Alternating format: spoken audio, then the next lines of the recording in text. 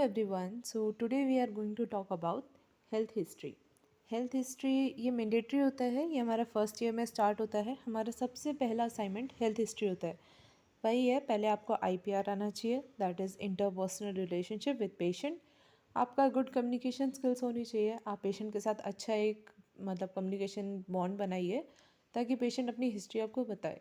हमें सिर्फ history collect नहीं करनी होती, हमें रिच हिस्ट्री चाहिए होती है जिसमें हमें पेशेंट के बारे में सब पता चले.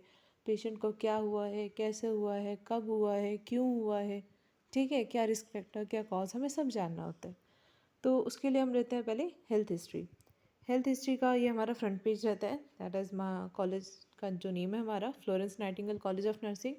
देन सब्जेक्ट, फिर हम बोल्ड में हेल्थ हिस्ट्री लिखते हैं. हेल्थ हिस्ट्री में लिखना सिर्फ इतना ही लिखना होता है, हेल्थ हिस्ट्री. उसके बाद अपना टॉपिक, जैसे किसी का अपना अपना टॉपिक होता है, किसी का पेनक्रेटाइटिस पे हो गया, ठीक है, और ये हमारा चल रहा है एब्डोमिनल पैरासिंथेसिस पे हो गया. जो आपका केस स्टडी का टॉपिक है आप उस पर लिख दीजिए. डायबिटिक मेलाइटस हो गया. देन आता है पिक्चर ड्रॉन. अगर आपको करनी है, ये मैंडेटरी नहीं है, ये आपको करना है तो आप कर सकते हो, नहीं करना है तो ऐसा आप छोड़ भी सकते हो. देन कम्स टू, हमें नीचे लिखना होता है सबमिटेड टू. यहाँ पे आता है सबमिटेड बाय, जो कि थोड़ा सा गलत प्रिंटेड है.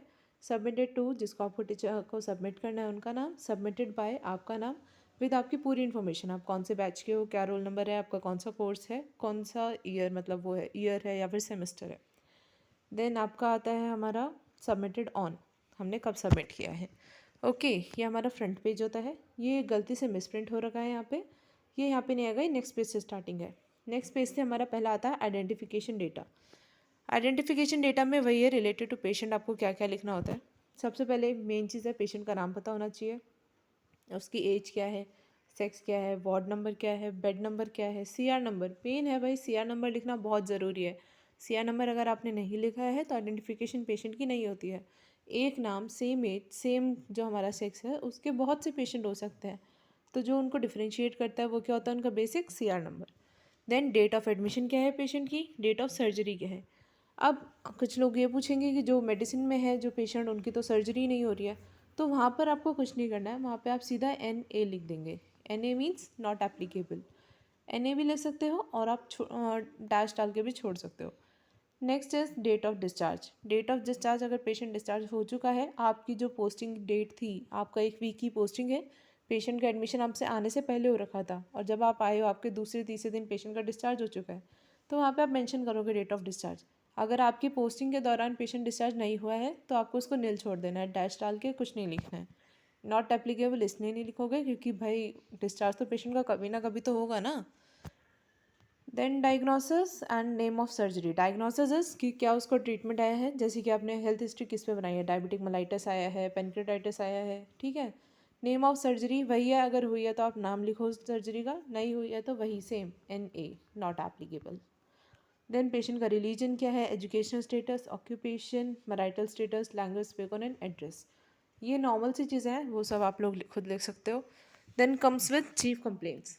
पेशेंट किस कंप्लेंट के साथ में हॉस्पिटल में आया था, तो इसमें आपको एज अ पैराग्राफ कुछ नहीं लिखना है, पेशेंट की जस्ट नॉर्मल लिखना है. आप अगर फाइल देखोगे जो डॉक्टर्स लिखते हैं, उसमें जस्ट मेनली लिखा होता है fever from 3 days 4 days, cough from 2 days, and जो भी आपकी चीफ कंप्लेंट्स है आपको वही लिखना है, ठीक है. जैसे कि अगर मान लो फीवर है किसी को, फीवर फ्रॉम 2 days नहीं लिखा जाता, इसमें क्रॉस इनटू 4 days, ठीक है. यहाँ पे 4 days लिख देंगे, फीवर है पेशेंट को 4 days से. अब वो कैसा फीवर है वो सब भी लिखना होता है, वो फर्स्ट ईयर में नहीं लिखना है, फर्स्ट ईयर में आपको इतना आइडिया नहीं होता है. जैसे जैसे ईयर बढ़ेंगे वैसे वैसे आप लोग और ज़्यादा सीखोगे. Next comes with present medical history, history of present illness. अब चीफ कंप्लेंट्स आपने बता दी है क्या हुआ है. प्रेजेंट मेडिकल हिस्ट्री में क्या होता है, आपको पूरा पैराग्राफ लिखना है, जो जो चीज़ें हैं आपको पूरी डिफाइन करके लिखनी है. इसमें क्या होगा, रीज़न फॉर एडमिशन, ये आपको असेस कर लेना है क्यों एडमिशन किया जा रहा है. देन उसकी जो हिस्ट्री लेनी है in form of old cats लेनी है. ओल्ड कैट मतलब ऑनसेट क्या था, उसके जो सिम्टम्स आए हैं उनका. लोकेशन क्या है, मतलब जैसे मान लो पेन लिया है मैंने, ठीक है, तो पेन कब हुआ था, 2 दिन पहले हुआ है. लोकेशन मान लो पेट में हुआ है. ड्यूरेशन कब से चल रहा है, भाई हो गए 3-4 घंटे से, अभी भी चल ही रहा है. कैरेक्टर और कोर्स कहता है वो थ्रॉम्बिंग पेन है, ठीक है, या फिर बहुत ज़्यादा इरिटेटिंग है, और अलग अलग तरीके के पेन्स होते हैं ना, तो वो कौन सा पेन है. और एग्रीवेटिंग और रिलीविंग फैक्टर क्या है, मतलब अगर पेशेंट लेट जाता है तो उसका पेन ठीक हो रहा है, तो वो हमारा रिलीविंग फैक्टर हो गया। एग्रीवेटिंग फैक्टर, अगर उसने स्पाइसेस खा लिया उससे ज़्यादा उसका हो रहा है तो वो उसका एग्रीवेटिंग फैक्टर हो गया, वो सब मेंशन करना होगा। टाइमिंग क्या और सिवियरिटी क्या है, पेन कैसा है, वो सहन कर पा रहा है, वो सहन नहीं कर पा रहा है, नहीं तो आप पेन स्केल के ऊपर भी हम लोग उसको चेक करते हैं, ठीक है। देन कम्स नरेटिंग फॉर्म में लिखना होता है, पूरा आपको पूरी डिटेल लिखनी है। तो मेन चीज़ क्या है इसमें, एक चीज़ याद रखना, आपको इसके अंदर पूरी डिटेल लिखनी होती है। Like my patient this of this age and this sex came to hospital with chief complain this doctor diagnose them with this, ठीक है, उसकी जो डायग्नोसिस आई है।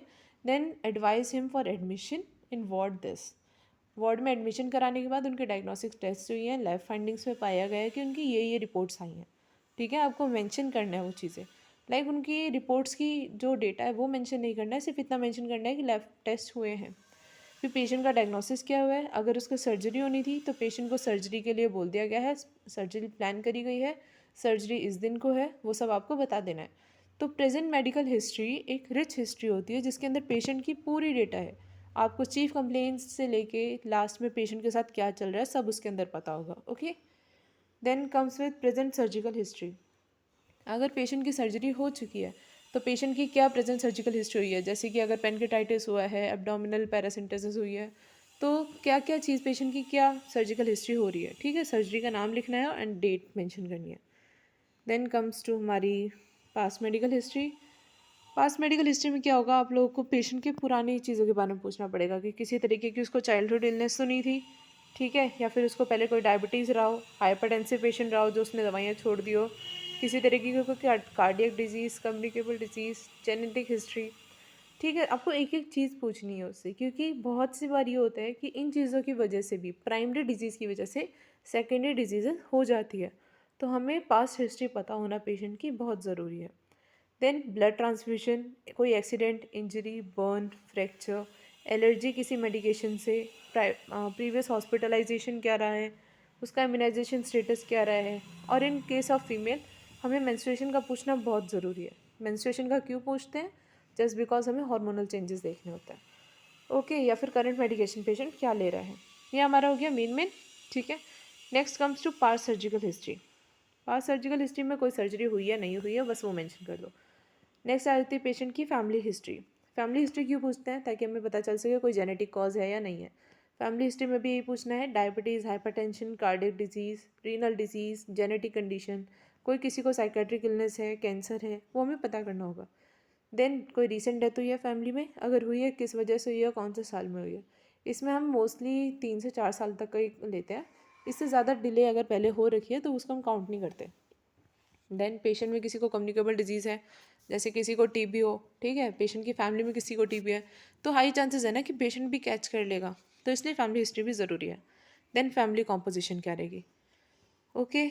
तो कॉम्पोजिशन में वही टाइप ऑफ फैमिली क्या है, न्यूक्लियर है, जॉइंट है, नंबर ऑफ मेंबर्स का क्या है, पूरा मेंशन करो। देन मेक अ जीनोग्राम, जीनोग्राम मैं आपको नेक्स्ट फोटो में दिखाऊंगी। देन पर्सनल हिस्ट्री पेशेंट की, ये सब एग्जैक्ट चीज़ें हैं, इसमें समझाने लायक कुछ है नहीं, तो ये आप लोग गो थ्रू हो जाना। Socio economic status, then patient की एनुअल इनकम क्या है, then last summary and conclusion. Summary में आपको पेशेंट की वही जो आपने प्रेजेंट मेडिकल हिस्ट्री लिखी है एग्जैक्ट वही चीज़ें बतानी है, पेशेंट आया था तब से अब तक क्या इंप्रूवमेंट हुई है। एंड कंक्लूजन में आपको बताना है कि आपने क्या क्या सीखा है उस चीज़ से, ठीक है, आपकी पोस्टिंग में आपने क्या चीज़ पढ़ी, क्या सीखी, वो सब चीज़। देन इस वीडियो में आज के लिए इतना ही, मिलते हैं आपसे नेक्स्ट सेशन में। Till then take care, bye bye.